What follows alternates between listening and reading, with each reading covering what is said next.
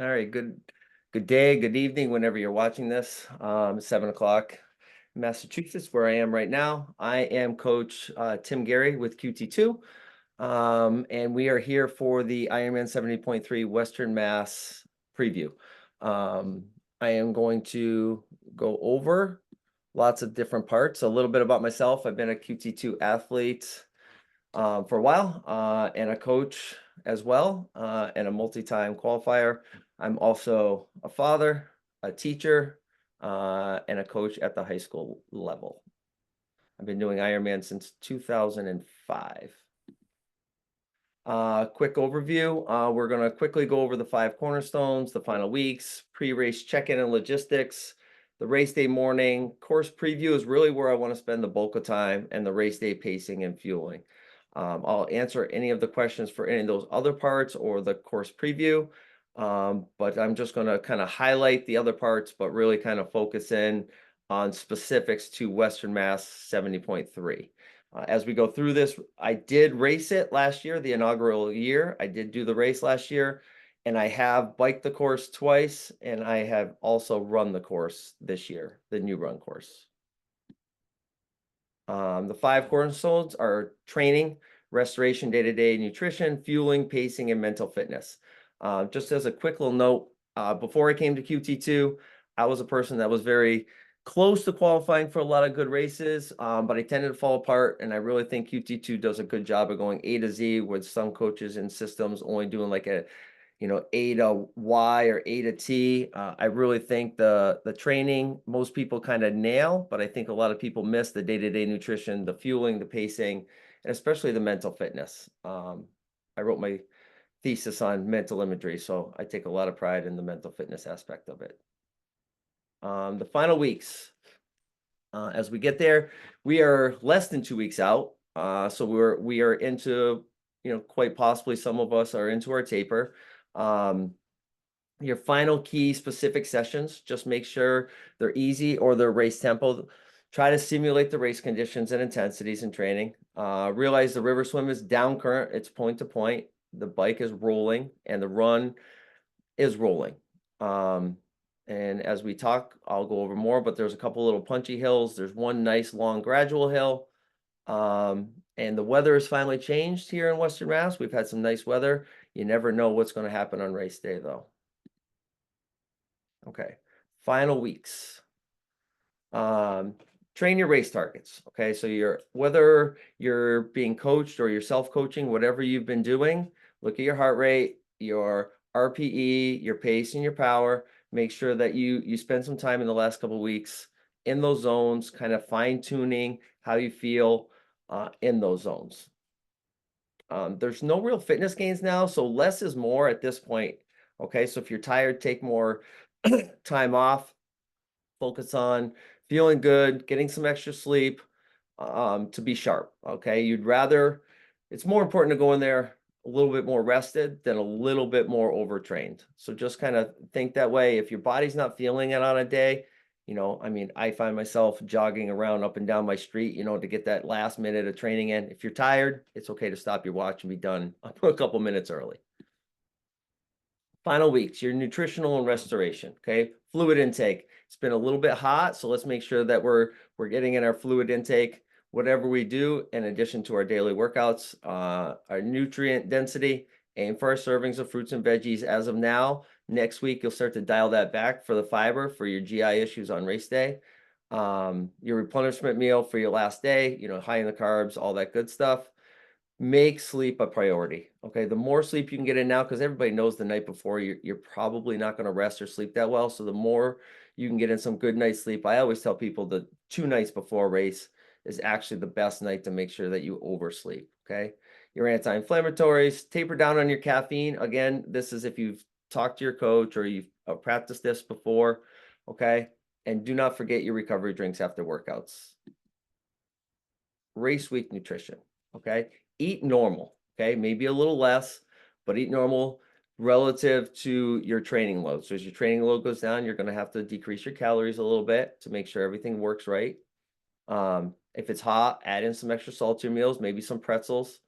Hydration, focus on staying hydrated and relaxed.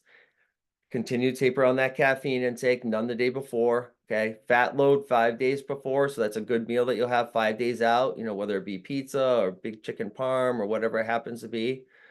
Carb load 2 nights before. Okay. The breakfast before, huge breakfast the day before the race. Okay. That'll be your last big meal. Okay. And continue. You'll see the sleep as a priority, probably about 3 times in the slideshow. And stay off your feet next week as much as you can. If you're just, watching kids' games, you're doing whatever, more often than not, if you can get off your feet and sit rather than stand around in lines, do that, especially when you get down to the athlete village, when you're doing bike check-in and all that stuff. Don't get caught standing on your feet too much. Fuel in accordance to your plan. Okay. Use the products that you plan to use on race day. That's the biggest thing. Don't try anything new on race day. So if you're thinking about switching anything, practice for the next 2 weeks before you do that. So shoes, if you're, make sure you've worn your shoes, gone on some runs with your shoes. Make sure that you're not changing your nutrition. Okay. Whether it be Gatorade or to the on course mortal, we'll go over that. They actually still have both at this race. Okay. Or if you use something else, make sure that you're training with whatever you're going to race on. Don't try anything new on race day. That's super important. That goes for equipment and fueling. Final weeks. I know it's hard. I mean, some family, I have super supportive family and kids, but try to reduce your external pressures as best as you can. Hopefully family members can help take a little load off of you, next week, especially the last few days before the race. Focus on what you can control, your attitude, your effort, all that good stuff. Trust that you're prepared. Like we said earlier, make sure you're not overtraining. If you miss workouts, now is not the time to try to make up for missed workouts or some sort of intensity before the race. Like, you put the work in. The hay is in the barn at this point, less than 2 weeks out. So make sure, just trust that you're prepared at this point. Begin visualization. I'm a huge visualization mental preparation person, but try to do it in real time. So, envision how you perceive the swim to go, getting out of the swim, how your transition will look, how you set up your transition, biking, all those type of things. You can make a list of your goals, okay, things that you have control over, and targets, and all that good stuff that goes along with that. And enjoy the feeling of being fit. Most of you have put in a lot of hard work, so you should be feeling really good right about now. Pre-race logistics. You enjoy nice pictures of my son and daughter from Lake Placid Ironman last year. Make sure you review the athlete guide and race details. I'm going to go over and highlight some of the important stuff today. Most of it's pretty straightforward, but I'll highlight the things that are specific to 70.3. Make sure your bike is tuned up. I always like to try to do it this week rather than next week, just in case something doesn't go right.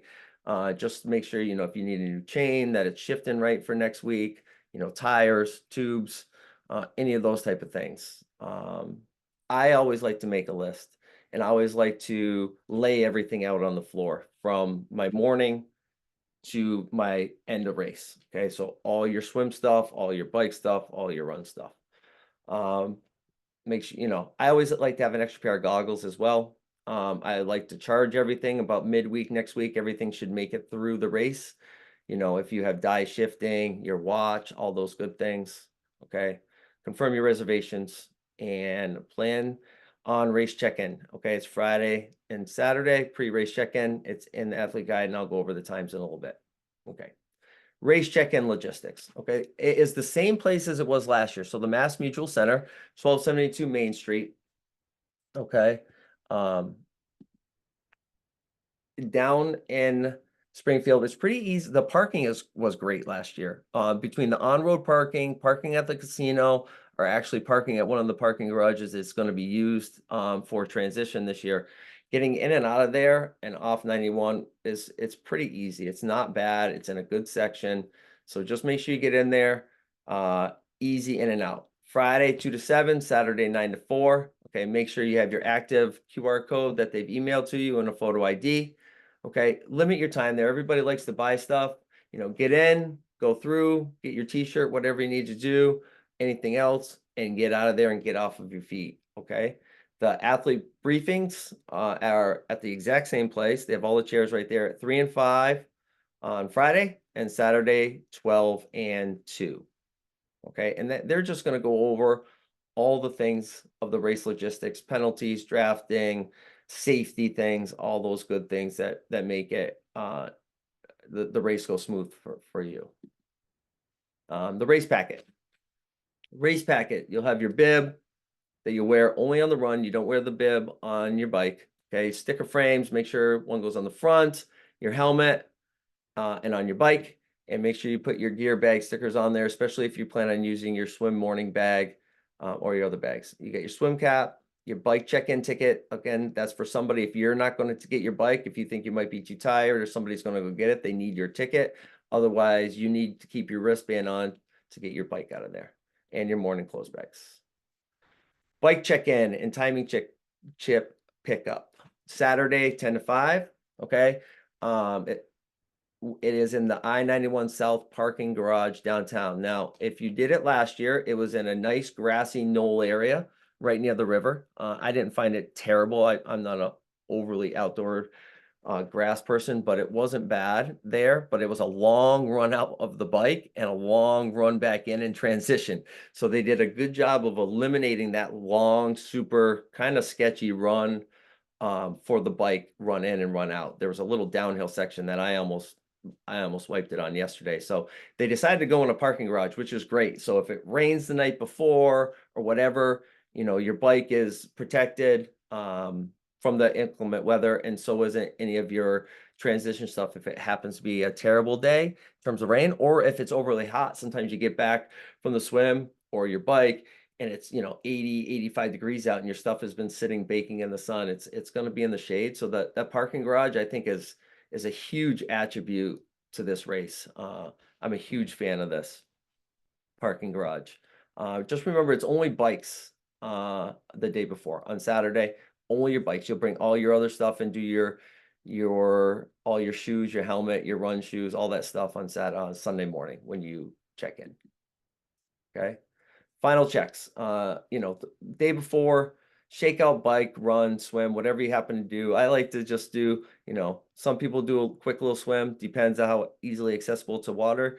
There will be no swimming in the river. There's no pre-race swim. So there's no way to swim in that river beforehand. There are a bunch of local lakes. If anybody has any questions, you can always reach out to me. I have my email at the end, or ask questions. I can send you to a couple local places. If you're going to be here for a while and you want to get a shakeout swim, I can send you in the right direction. Charging your electronics, definitely make sure we do that over and over again. And the rest of your stuff. Just make sure you lay your stuff out, and there is a checklist generally in the bag. Okay, day before, your final checks, confirm your race morning logistics. If somebody's dropping you off, who's picking you up, where you're going to meet, okay, how you're getting to the starting line. You do have to walk to the starting line, so getting there early in the morning, pumping up your tires, setting up your transition area, and you do have a mile walk to the start, okay? So you have to plan on, at least 20 minutes of a gentle walk up the nice bike path. I did it last year. Walked with a buddy. It went by super fast. Everybody was just kind of chill. I actually found it to be a nice warm up, to be honest, rather than just standing in one spot, just kind of milling around thinking about the race. The mile walk was semi-relaxing on a nice paved path. It was a good morning. I would suggest maybe, some throwaway shoes or some cheap flip-flops if you don't want to walk on the pavement, so that you can leave them there. Or if you're going to do a morning bag, you can throw them in your morning bags when you get there. Okay, early to bed. Again, sleep, sleep, sleep, and try to keep your feet up. Race morning.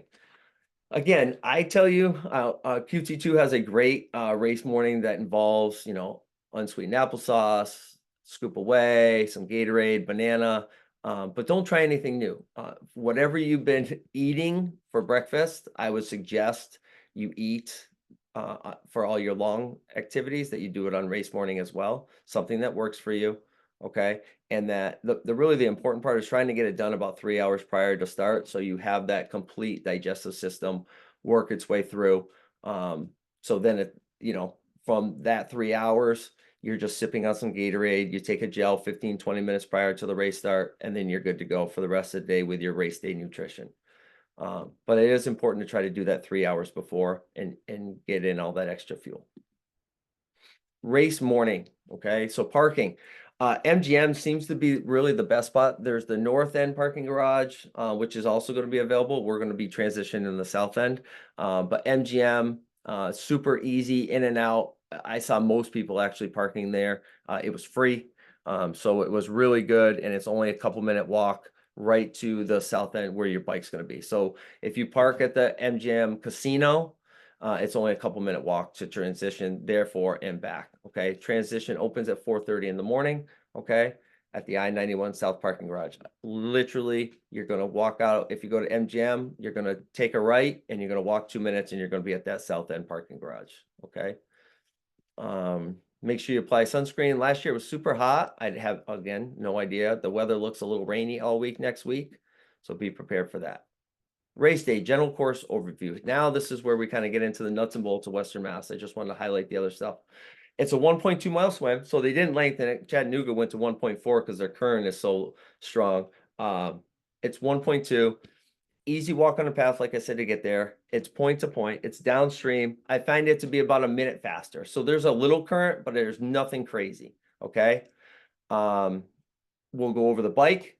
It's a little hillier on the first half. The last half of the bike is a lot of downhill. It's a super fast second half of the bike. Okay, mostly good roads. I'll go over very specifics as we get in there. And then the run. You run about 2+ miles to a double loop in a gorgeous park. It is beautiful. I ran it Sunday when it was 85 degrees out, and it was shaded and beautiful. Okay. So race day morning, here's the swim and the course preview. If you notice down where the transition is, that's where your parking garage is. The casino is literally right there too. The green path that you notice, that's the bike path. That's where we ran last year. It's very well maintained. It's a paved path walking all the way to the swim start. It's a 6 a.m. start. Water temperature will be race morning, likely in the 60s. That seems to be about where it's going to be, depending on the weather. I would guess mid to high 60s. Okay. I would also guess it would probably be wetsuit legal, but be ready for anything. And I'll go over the wetsuit legal limits in a little bit. When you get in there, there's buoys every 100 meters. Buoys on the left. Okay. The first half are yellow, second half are orange. And at the last one, it's a red one that you turn at. And what I'll tell you is when you get to that red one, getting out of this current is not a bad thing. You're going to go under a bridge. You go under a train bridge. It's actually not shown on the map. And then it's actually the second bridge you go under is where you get out. The current is not bad. You don't have to worry about if you miss that red buoy, like getting sent downstream 100 to 200 meters. It's not like that. It's a gentle stream down the middle of the river. So you should be good. The beginning of it though is a nice gentle walkout. It's a boat launch area, and it's super. Last year it was super shallow. It'll be interesting to see if the water is up a little bit if we have a lot of rain next week. But it was pretty shallow. You could almost walk out to the first turn buoy, the first red turn. You could walk 50, 75 yards out into the middle to where you actually turned and went downstream. Okay. Last year there was a lot of chatter about the water and the water quality and all those things. And, I mean, it seems that social media loves to focus on the negative, not the positive. And this is what I can say. There was a lot of negative chatter about swimming in this river and where it was. And what I can say is after the race, there was nobody on the forum complaining about anything. The race last year was fine. It was actually a little cool. The water was fine. There were no issues. That I know of, and I'm on the 70.3 Western Mass thing, and I read it pretty religiously. And I didn't see anything. It's a self-seated rolling start. Be realistic, but it's about 1 minute faster, give or take. Okay. I already went over it. You can almost walk out to the first red buoy, then you're gonna take a left, and then you start swimming. If you're anxious, start conservative and then build into it. There's plenty of space. They're letting 3 to 5 people out every 5 seconds is what she said. Okay. Easy to sight. What I will tell you is the last few 100 yards, start kicking, get your legs prepared for the running, kind of gets those blood flowing back into the air if you're not a heavy kicker. Okay. And like I said, it's an easy exit. If you look over to the right, the wetsuit. So what is legal? When it isn't legal, if it isn't wetsuit legal, you can still wear a wetsuit up until 83 degrees. You just cannot win any awards. That's the only difference. So if you're somebody that's super scared of the swim and it happens to warm up so much above that degree, you can still wear your wetsuit. You just won't be eligible for age group awards or slots to worlds. Okay, so just be aware of that when you're making your decision. But my guess is it's going to be wetsuit legal. Don't hold me to that though, but more likely than not. Okay, and now here is the bike preview. They changed a good portion of this from last year, and they changed it for the better. Sometimes I don't always say that. I've raced Lake Placid a bunch of times, and they keep changing that, and I don't always necessarily like the changes. This change was fantastic. What I will tell you is the beginning is the same, so you're going to exit out, and you're going to cross the South End Bridge. Last year, that bridge was atrocious. I told everybody, definitely do not get in the aero position. There were lots of holes and bumps. I was just over the bridge on Thursday. They had a crew there for the last week repairing most of that bridge. So it should be fairly smooth. I wouldn't still go aero over it. And I'm a pretty confident biker. So, it's a good time to get in your hydration, get a little fuel in. It's only a mile or two. And I always like to say the race kind of starts as soon as you get over the bridge and you get onto River Road. Okay, I'm gonna go back and forth. So once you get on River Road, this first section, it's 5-6 miles and it's beautiful, smooth, arrow, little falls flat uphill.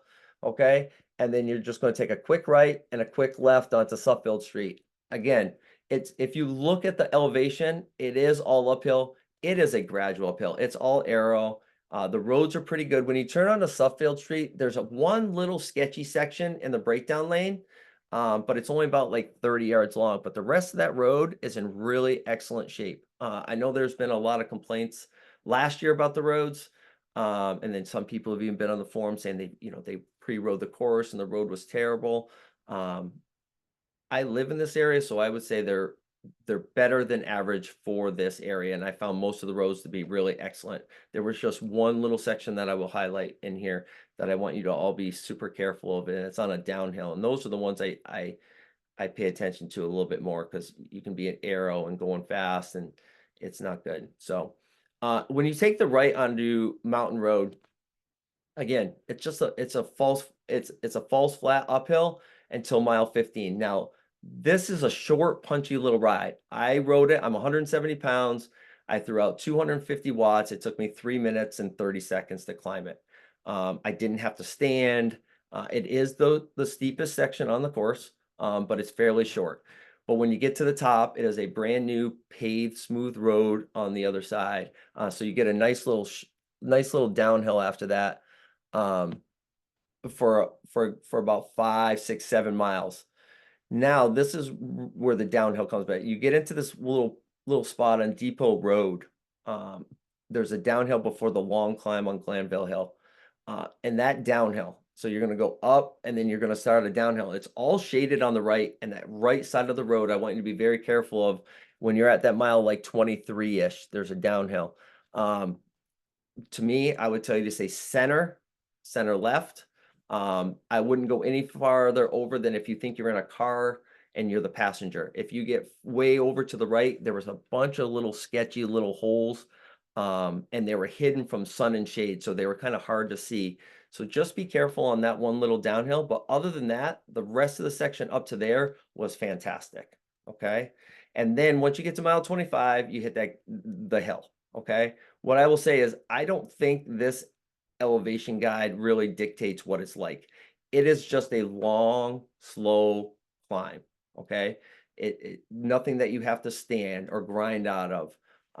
Use all your gears, low cadence. It's just going to take you a little bit of time to get up to the top, but it's nothing crazy. Okay. And the shoulder's super wide. The road is fantastic. When you get up to the top of that, you're going to take a right, and you got these two little, and this is where the elevation finish is really good. You take a right, and what happens there is you have two good rollers. So if you can really use your momentum and carry those rollers. You're going to then hit that long downhill at mile 31. And that is just a fun, smooth, great road. You can stay aero. I'll tell you, you take that whole, you don't have to get nervous. There's some turns in there, but nothing crazy. Okay. They're kind of nice, long, swooping turns that you can really get aero and catch some time if you want. There's almost all coasting. You can pedal some sections, but for the most part, you know, that's a great opportunity to let yourself settle down and come down into it. And then I'm just switching over to it. I'm going to go back. Hold on. At the very end of that hill, it's a hard right to an uphill, and you can see it right there at mile 34-ish. But they're going to have plenty of signages there, and it's not, you're starting to slow down at that point. There's actually a little flat section before you take that right, but realize that at the end of that long hill, if you can kind of, when you see the right and they're pointing, you know, right, realize that you have a good little uphill, and if you can kind of get out wide and kind of carry your momentum through that hill, or at least into the first part, you're going to save some time and save some energy. But also on that downhill, as you're getting to the bottom, make sure you're getting in that right gear, because when you turn that corner, you're immediately on a hill. And so you don't want to be stuck out of gear. So just realize that as you're getting closer to there. And then you have that one last little climb, and then the rest of it's downhill. And the only other little spot that I want to make you aware of is to Sunnyside Road. So you're going to take one more where you're going to go down hillside, and you're going to take a hard sweeping right down on the Sunnyside. But they did a great job last year closing off all the traffic in that area, and you could get way over left and get right. But you see this one coming way better. You see this turn coming for about 400 yards because it's a wide open field to your right. And so you see the right-hand turn coming. So there's nothing nervous about that. But the finish is fast. Once you're at mile, 36, 37, I mean, really, actually, once you're at mile 30, it's mostly downhill except for that one little uphill. It's a fast finish. So what I put in the next notes is, be careful at the beginning. Okay, you got a little bit of an uphill. But here's where you have to talk to your coach and talk to other people. The first half is where all the elevation is. So normally you like to see a nice U shape. You kind of increase your heart rate as the race goes on. You increase, your watts, up into the middle of the race. But you're going to have to make a judgment, because last year that I actually raced it like that. And with all the downhills toward the end, my heart rate and my watts were like way below what I wanted to target for the race, because there was just so much coasting that was going on toward the end on some of the downhills. So, talk it over with your coach. I'm not telling you to be super over at halfway through the race. But if you're a little higher than your race expectations, halfway through this race, it's probably going to be a good day, because you have a lot of resting and coasting toward the end of this race. And the end, they changed a little bit. The roads were pretty good. They got rid of a couple little turns over the course of the last 5 or 6 miles, and then right back into transition into that. I highlighted here, the hard right on the city view, the hard right from Sunnyside, after downhill. But I found the roads to be in relatively really good shape, especially on the sections that you would be going fast. Like there's a couple little sketchy sections, but one's on a climb, so it's not nearly as bad. Like the only one I told you about was that one little descent on Depot. But the roads, for the most part, were in really, really, really good shape. But realize that the back half of this bike is super fast. And I found the bike overall to be fast last year, even with the elevation gain. The bike was a fast split. Okay. Race day biking and fueling. So we all know, or if you don't know, Ironman is switching from Gatorade to Mortal. However, that is not happening until Ironman Lake Placid. So at the aid stations here, will be 3 aid stations, about every 15 miles. Okay. And they will have Gatorade and they will have Mortal there. Okay. They will also have water, and they will have the Morton gels, caffeinated and non-caffeinated, and they'll have bananas. Okay. Think about carrying your own. Okay. We'll go over the new rule. There's no bottles, no kits, no nothing down the front of your shirt.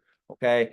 And there's no littering. So just make sure, like if you're taking a gel, take it right before transition. You can toss it right there, grab your bottles, and you can toss them at the back end of transition, or leave them on your bike. If you leave them on your bike, then as you're approaching the next aid station, you just toss it before you grab the new ones.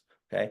There are porta potties at each of the aid stations, and there are bike racks right next to the porta potties, so that if you have to use one, you can also rack your bike. Okay, so the black has no caffeine, and the white mortals have caffeine. They're very low in sodium, just so you know that going into it. They're high in caffeine. Okay, so just know if you don't practice those, but you get desperate, just know that white is caffeine, black is not, and they are very low on the sodium intake. Okay, race day biking pacing, like I just kind of went over heart rate and all that. With the rolling hills, try to carry it. You can carry most of the rolling hills except for Mountain Road Hill and the Glanville climb. Everything else is a down to an up. And if you can kind of, I like to say you pedal the first third of a downhill, you can coast the middle third, and then you start to pedal the bottom third to gain that momentum to get up the next hill. It's just a great strategy to use your momentum and use gravity to help you kind of climb over those things. Cap your watts 60 over your expected Ironman power. But like I said, you probably be a little higher on the first half of this bike. Okay. But don't overdo it. There's no hill that's crazy here. There's nothing that you're going to have to stand up and feel like you're going to fall over going over. Mountain Road, the first hill you get to is by far the steepest part of it. And it's short. It's going to be 3 to 6 minutes of a climb. But again, it wasn't anything that was outrageous. Bike equipment, you guys should all be settled on this, whether it be tri-bike, staying aero. It's a great course to stay aero. I know it says a lot of elevation, but I rode it. You have to get out of aero for Mountain Road and for Granville, but other than that, for the most part, you can stay aero. It's not so. Last year there were so many turns in it. You were always coming out of aero just for the turns, and some of the roads were pretty bad. They got rid of all those really bad road sections, especially by Westfield State College. And then early on in the race, that's why we're going out to Suffield. Those roads are so much nicer than the first 15, 20 miles out to Glanville Road last year. Okay. Gear and crank, wheel choice, depending on the wind, comfort, experience. So err on the side of comfort, always err on the side of comfort. Okay. Penalties, I'm not going to go over this. You guys can know it, but just know if you get a blue card, it's 5 minutes. Yellow card is 1 minute. Okay, red card, you're disqualified. It all depends on, what you're doing. If you go around a corner and you miss cones, it could be a 1 minute penalty. If you're drafting, realize how many bike lengths back you have to be prepared for all that stuff. Be aware, it's a, a lot of it's on the honor system out there. There's enough people to do the penalties, but just know if they come up next to you and they hold up a card, you hit the next tent. If you blue, it's 5 minutes. Yellow, you're going to sit in there for a minute, and red, you're disqualified. Okay. Just highlight here. This is what you cannot put any bottles down the front of your jerseys anymore. A lot of people were putting an extra bottle down the front of their jerseys. They've changed that. You can no longer do that. I just wanted to highlight that one little part. Okay. Now I want to get into the run overview. They totally revamped the run. The run last year, I mean, I'm not a huge outback person, but it was fairly flat except for going over the train tracks. But it was hot, and last year it was hot, and there was not a lick of shade out there as you were running, crossing people all day long on that 13.1 miles. I ran this on Sunday. It was 80 plus degrees out. I ran it at 2 o'clock in the afternoon, so it was hot when I ran it. Okay. The first mile, there's no shade. It's hot, but it's flat. Okay. Take your time. You get to about 1.5 miles. I'm going to put it right here. You get to about 1.5 miles, and then you're going to hit the hill. And the hill, it's not. What I like to say is this: the hill, you can run down the hill. So the hill is steep. It's about 0.4 miles long, I would say, just about based off of what was on my watch.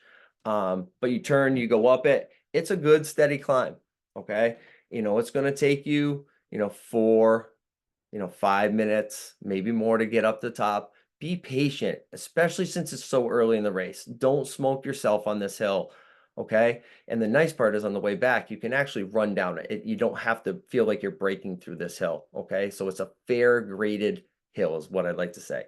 Once you get up to the top, you're at mile 2. You got a nice little flat section to finish on, kind of like I would say the ugly part of the course. It's, through the city. It's, you're running, under underpass, and then the long hill. It's actually not a bad. It's actually pretty. It's all covered. But then you get into Forest Park, and I will tell you something. I've run Forest Park a lot in my life. I coach cross country, so we do races in there, and they have a race every Sunday there. Um, it's beautiful, and it was hot, and I ran all of it, and it's just covered in shade. Okay. But what I will tell you is the course is a little twisty, and it's not like all these lefts, rights, and everything. But as you kind of go around it, there's all these little, as you can see on the side here, there's all these little lefts and rights per se. Okay. Just be smart. Make sure you're not cutting corners per se, but make sure that you're picking straight lines. Okay. Don't run right on the edge. There's a lot of time and distance if you run some direct lines. Realize that it's very twisty. Okay. But it's very shaded, and as I found the elevation, a lot of people I've read online, the elevation is, it's pretty high for a half Ironman. It's a hillier run, but I found it to be fair. And what I say by fair is it's all kind of gradual up and downs, except for the long hill coming up. And then once you get to the bottom, when you start your second loop, there's another good little climb for a minute to 2 minutes. It's a grinder for a couple minutes up a hill. But everything else is just kind of up and down, up and down. It kind of changes your pace. It changes your body position a little bit. I found it, I ran it tired in the heat, and I found it very comfortable and very fluid, if that makes sense. So if you're super panicked about the elevation of this run, what I would say is relax, because all the extra shade that you're getting far outweighs if it's going to be a hot day and you're running on that bike path. That bike path it's full heat. There's no, there was no getting away from that sun last year. And it's a beautiful run if you can enjoy the Forest Park run. But your body temperature is going to be so much cooler because of all the shade. I think you'll find that you're going to run just as fast, if not faster, on this if it's a hot day, because your core body temperature is not going to rise like it did last year. The double loop allows you to find a good rhythm. Okay, you get, and with that, I would say once it was pretty straightforward where you take your second loop. When you start your second loop, there's a good little uphill. And when you come back into it, there's a good little uphill to get out, realizing that now you're at 2.5 miles, and then you get that nice hill. You get a 0.4 mile hill that you can run. You don't feel like it's not so steep where you have to feel like it's going to hurt your quads. I've run St. George. They had a downhill at St. George that was just brutal. You had to feel like you were braking the entire time. This is not that hill. And then you hit the bottom, and it's a 1.5 mile sprint to the finish. It's going to be a fast finish at the end. It's going to be hot though, because then you go back into the sun. But overall, the run course it's beautiful. It's fair. It's shaded, especially if it's a hot day. I think most of you will really come to appreciate it as better than an out and back, and better than being just on the bike trail. Again, race day run fueling. They have aid stations about every mile. Water, like they have the Mortal. They'll have some Red Bull. They'll have the Mortons, some gels bars. They have cola. They have pretty much everything out there, or you can carry your own. Okay, that's something that you should definitely make sure you have down before you start, but always have that contingency plan. I always like to tell people, I'm not necessarily planning on using Mortal, but I'm going to taste a little bit of it to make sure that my stomach doesn't totally freeze up if I drink it. Okay, so I always like to try the on-course nutrition in case my nutrition falls off, or I lose it, or something happens and I need something that I've practiced with it before. So it's always a good opportunity to practice with it. Okay, especially a couple weeks out. Run pacing. If you're doing heart rate, it's 5 to 10 beats higher than your bike heart rate.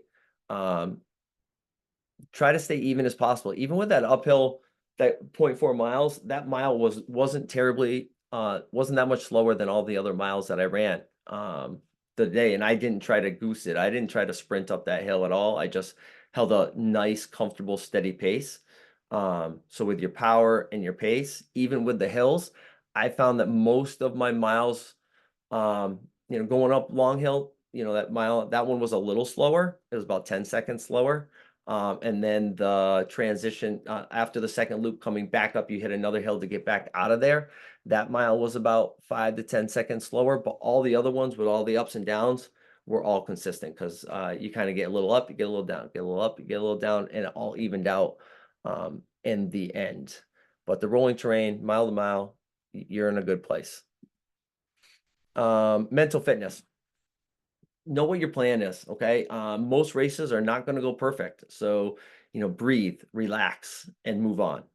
That's what I like to tell people. You start your swim, your goggle fills up. Well, your day isn't ruined. You still have 70 miles left to go, okay? So if you have to stop for 4 seconds to fog your goggles, or if your goggles leak a little bit, your day's not over. Relax, breathe, don't panic. Try not to let your heart rate race and get out of control, okay? Focus on what you can control, which is your attitude and your fueling plan and your pacing, okay? So you focus on what you can control. You can control your attitude, stay positive. You control your fueling. Don't lose track of your fueling plan, okay? How much you're drinking, how many calories you're eating. So important. That's what QT2 really taught me more than anything, was the fueling plan, okay? They dial you in so that you're never going to bonk, and you can control that. How much you drink, how much you eat, okay? And that was, I think, more than anybody else I've ever been around, I think QT2 does the best job of fueling plans with the core diet. And I have no plug here. I don't get anything. I just, that to me is a game changer. Most athletes fall apart with fueling, or they have unrealistic expectations for their power and their pace, and they overdo it on certain parts of it. Focus on your targets.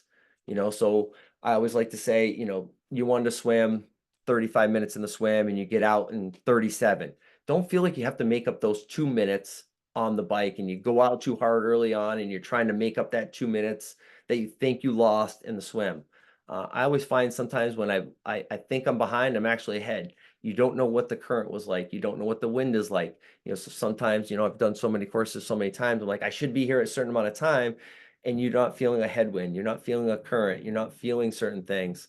So relax. Let the race come to you. Stick to your plan, okay? And when things don't go your way, adapt and move forward, okay? Outcomes, really, it should be left to the second half of that run. And that's what I mean by, things are going to happen. And during the course, it's a long day. Focus on what you can focus on. Don't try to make up anything early on in the race that you think you lost in terms of time or places. Be patient, okay? And if you stick to your plan in the swim and on your bike with your racing, with your fueling and your pacing plan, and you stick to your plan for the first part of your run, then if you're feeling good, there's a lot of time to be had on that second half of the run where people start slowing down or they're walking because they didn't do a good job of those other things. So generally, the smarter athlete is going to be more successful, especially that second half of the run, and you'll end up passing a lot of people that were not, okay? Remember your why. Okay, there's going to be those times where you're tired, you falter. Like I said, a mistake might happen. Something may occur that you didn't plan on happening. Okay, but remember your why out there. Okay, I take a permanent marker, and my kids write them up. My kids are old still, but they still show up to my races, and they'll write something on my forearm for me, or I'll write something if they're not around. They make it to most races, or a friend. Okay, but just remember something motivational, and in that downtime, just look down. And remember it, smile, move forward. I always try to take water from the small little kids, show support for all the volunteers. Remember, they're there out of the goodness of their hearts, okay? And the family and friends that are there to watch you. Cutoff times, you can read it all. It's pretty standard. So you can go through that on your own. I do want to go over some spectators, race day spectators. Okay, you have the Ironman training app, which has gotten better and better as the years gone on, I feel, at least. Okay, swim. If you have friends or family, you're not familiar with the area, there's a bridge where the swim starts. I think that's the best place to watch. There's some beautiful pictures to be had. You can be with the athlete and then you can kind of walk up to the bridge to see the start of it. I think that's the best viewpoint, unless you want to see the end of the swim. But if you watch the beginning of the swim, you can still get to transition if you want. Or if you don't want to, then have them sit at, transition at the exit of the water. If you have small kids, I would recommend probably going to the exit near transition. Last year they had the water parks were going. It seemed to be a fairly good area for families to entertain kids and other things in that area. It looked very family friendly in the park area where we will be exiting out of the swim. We'll be coming back on the bike in there and we'll be running by it a couple times. So I really do like that park area for that reason. And then on the bike, there's a bunch of great areas to go out and watch. Mountain Road is a great spot. There's a couple spots on Granville Road that you can watch. There's a couple spots in West Springfield. I would tell you to look at the Westfield, Shaker Road, and over by the golf course on Sunny Hill Road. All those spots you can drive to pretty quick and you can get right back to the transition to get to the run. If you have any questions, you really don't know where to go, email me or at the end you can ask some questions and I'll be more than happy to answer those for you. And on the run, if you catch the beginning of the run, it's different than last year where if you stood in the park, they ran by you 1, 2, 3, 4. It was 5 times. If you stood in the right spot on the run, you didn't even have to move. Where this year it's going to be a little different. Once you leave, you're out. But Forest Park, that area, because you're running on really the outside of Forest Park, okay, there are tons of places to park and catch whoever you want to catch twice and still get back to the finish line. Don't speed, obey the traffic laws. But there are the way the finish line is set up where you can park and how you can get to Forest Park and back with your car is actually doable without a terrible amount of hassle. Okay, so if you go to the backside, again, if you have questions, I can send you to different places, but any of the backside of Forest Park, you can get there, you can watch somebody run by, cheer them on twice, and still get back to the finish line for them. Okay. Post-race, gear checkout, 12:30 to 4. Make sure you have your wristbands, awards, okay, at 3 p.m. at Mass Mutual Center, right, 100 yards past the finish line. Okay, that's the nice part is when you do the Mass Mutual Center, when you do your check-in, realize that's where the finish is going to be, and that's where you're going to get your food. That's where you're going to get your slot allocations and your awards. Okay, you can get your morning bag pickup there too. Okay, it's restaurant week in Springfield next week, just so you know. So they have lots of great specials and they celebrate all the great restaurants in town. So it's kind of a nice little unique thing. So if you're in the area a little early, there are some great restaurants to go to and help everybody. And there's always the Basketball Hall of Fame, which I'm a big basketball guy, so I kind of love it there. And this is my beautiful pink bike that I just got from QR. Love it. And that's my lake that I live on. Questions, you can email me or you can unmute and ask.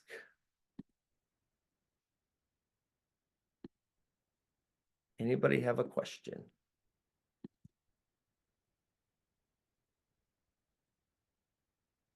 All right, Tim, you did such a great job, so thorough. So, Hey, Tim, I actually have a question. Sure. So this is my first Hilly 70.3.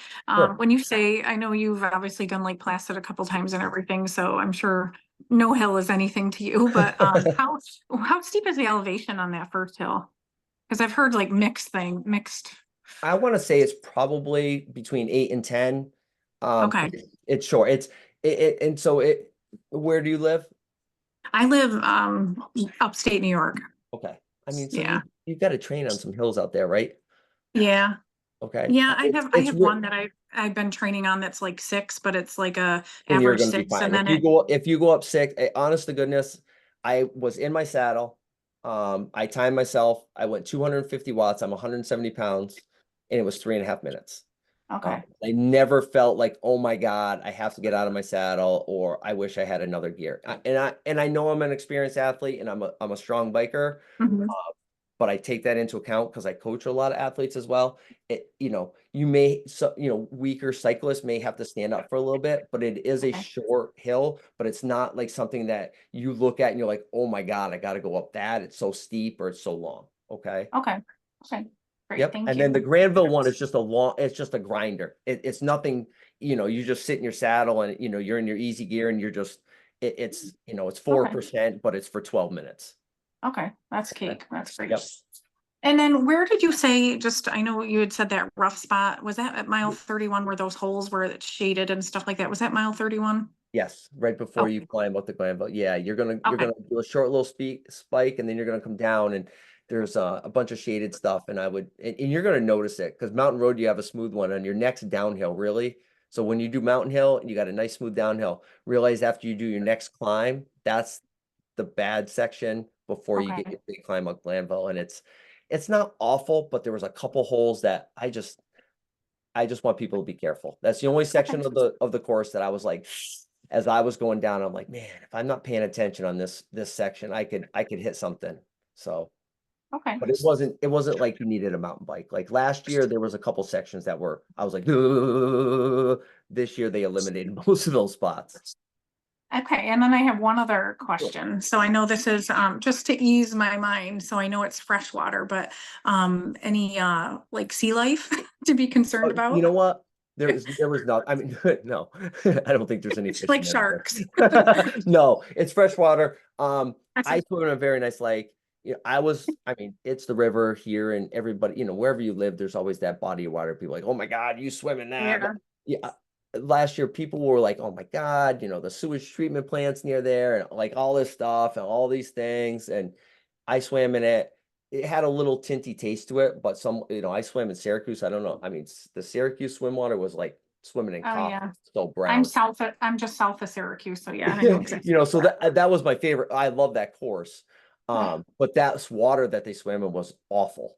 Okay. The water I found it was pretty clear. And I didn't hear of nobody getting sick, no, conjunctivitis, and Perfect. there's no fish, there's no big snapping turtles there. There's nothing. It was pretty mellow, to be honest. To be honest, I Perfect. think you could almost stand in the middle where you were swimming in a lot of spots. It's that shallow too. Okay. Awesome. Thank you so much. You're welcome. This is very Anytime. helpful. Good. I'm glad I could help. Any other questions before we call it a night? Tim, this is Patty. Can I ask you a question about, Absolutely. That's why we're here. Ask away. you had talked about there being a violation of putting a water bottle in the front of your shirt. Is there any issue with like wearing a hydration pack? Ooh, that's a great question. Because I wore it last year without any issue. I just wanted to make sure. Reem, do you know you're still on? I know they eliminated down the jerseys, but I Yeah. did not read anything about the On your back, like a Hey, camel. Tim, Yeah, like Tim, camelback. I'm an Oh, that's- official. I'm an official. Great. It's Randy. It's fine. Hydration vest is Okay, fine. thank you. I was going to say it was probably fine because it's not creating something, but I knew that down the front was bad. So, Okay, thank you. yep. Thank you, Randy, for helping out. I appreciate it. You're welcome. Thanks. Is there any other? Hi. Hi. Yeah, I have a related question. Sure. I know you said water bottles couldn't go like down your front, but can you carry a gel? Yeah, like, I in mean, your, carry your is that gels okay? and your shirts and your all that stuff. Yes. It's okay, like in your running bra though? Yes. Okay, great, thanks. Wow, this is great. Lots of questions. Anybody else? Hey, Tim, how about the run surface in the park? Is it a paved path or is it Yeah, dirt? it's paved and it's nice. There's no footing issues at all. I'm telling you, there's a lot of chatter, like people are upset because they changed it late and people wanted a flat run compared to a hilly run. It's an Ironman. Like, it's not supposed to be easy. And I find the harder the course is, the more rewarding it is when I cross a finish line. That's just me personally. But the run course, I love it. And I found it to be one of the best I've run a lot of run courses. I've done a lot of half marathons. I've done a lot of racing in my life. And, the first mile and a half and the last mile and a half suck. It's hot. It's on a flat, bike path. But once you get into the park, it's absolutely awesome in there. And it makes the miles just click by because you're in the shade. It keeps your body temperature down. It's pretty. And just, just be smart in there. And the rolling hills just help. It's fine. Great, thank you. Also, one other question. How are they, the Mortal hydration, how are they just giving you the little packets or is it already pre-mixed? I heard, I don't know, honestly. I heard they have a Okay. delivery system. I think they're using reusable bottles has been their selling point. I That's- believe we went over it the other night. Am I right or wrong? Somebody chime Yeah, in. no, in Chattanooga, what they did was on the bike, they put them in reusable bottles, Yep. and then on the run, they were mixed in in just regular Like cups. regular cups, like Gatorade. Yeah, and That they was their just, selling point, I think, on our coaches meeting the other night was that they're using reusable bottles for the Mortal to be dumped in, so they're environmentally friendly as well as, so they're sticking the packets in reusable water bottles and then you're gonna dump it in and go that way. Gotcha, okay, thank you. Yep. right, and just one other note on the nutrition is that right now, they have been using Gatorade Drink, not Gatorade Endurance. Endurance. So if you've been training with the Gatorade Endurance, just know the Gatorade Drink is, it's just lower in sodium. So you might, if it's a hot day and you're planning on taking that you might need to supplement with sodium. Right, it is a normal Gatorade, it's not Gatorade Endurance out there. Are there any other questions? There's one in the chat box here. Let Sure, me I did. just. Um, Is it Is about there any- the running trails being paved? Is that the question? yeah, Okay, so there's one little section that's kind of like a paved running trail, but the rest of it is all mostly roads. That are it's a huge park, so it's not a trail run. So if you're envisioning some sort of like small path trail run, that's not it at all. It's literally the roads that go around Forest Park and through Forest Park that cars can go on. 99% of the roads that you're going to be running on. And it's paved and it's shaded and it's very quiet. And it's still very stunning. It's not like a normal road. It's nice. So I hope I answered your question there.